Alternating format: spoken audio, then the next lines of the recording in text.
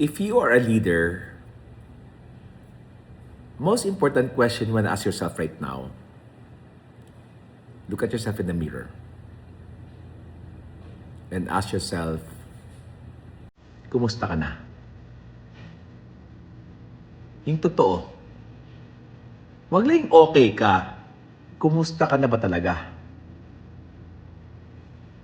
And I want you to look at your eyes, and maybe those eyes are just telling you what's real, what's honest.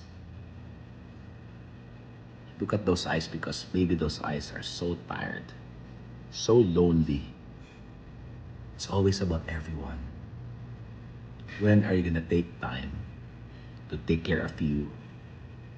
Because who takes care of the caregiver, of the leader who's always available for everyone, but no one is holding space for you? Therefore, take time for you. Make you as your most important human being alive.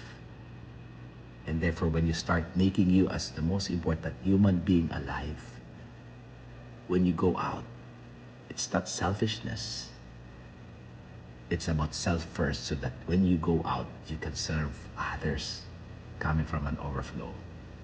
And maybe tonight, maybe now, ask yourself, kumusta ka na ba talaga?